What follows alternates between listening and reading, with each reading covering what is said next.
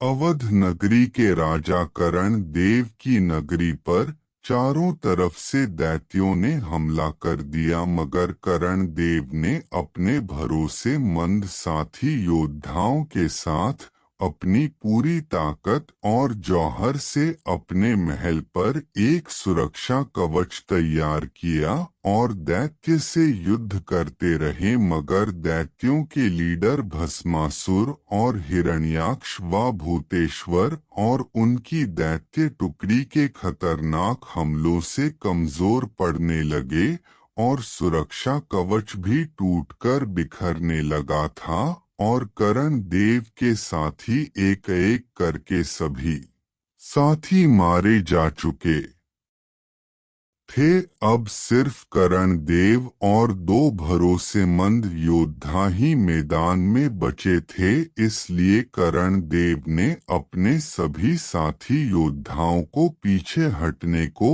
और छुपने को कहा। मैं एक शक्तिशाली गुप्त दरवाजा खोल रहा हूँ जिसमें तुम सब उसमें चले जाओ। उन्होंने वैसा ही किया और गुप्त दरवाजे से वो सब अंदर आ गए और करण देव भी जल्दी से उस गुप्त दरवाजे को बंद कर खुद भी वहां आ गए और अपने शरीर पर लगे चोटों को देखते हुए अपनी पत्नी से कहा, मैं एक शक्तिशाली गुप्त दरवाजा खोलता हूँ जो तुम सभी को एक नए ग्रह पर पहुँचा देगा। वहाँ पर तुमको हमारे पूर्वज और गुरु जी मिलेंगे। उनको यह स्टोन दे देना, नहीं तो वो तुम सभी को घुसपैठ करने वाले दैत्य समझकर बंदी बना लेंगे। यह स्टोन देखते ही वो समझ जाएंगे कि कर्ण देव खतरे में है।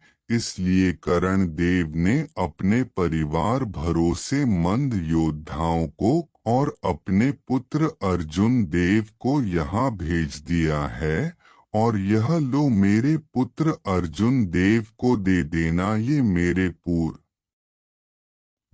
से मिला सूर्यवंशी सुरक्षा कवच है और यह थंडर तलवार मेरे पिता सूर्य देव की है, जिसे तुम बहुत संभाल कर रखना। और ये एक शक्तिशाली स्टोन और 10 शक्तिशाली स्क्रॉल है जिन्हें तुम वक्त आने पर अपने पुत्र अर्जुन देव को दे देना, जिन्हें वो अपने शरीर के शक्ति चक्र में ले जाकर सिद्ध करना होगा।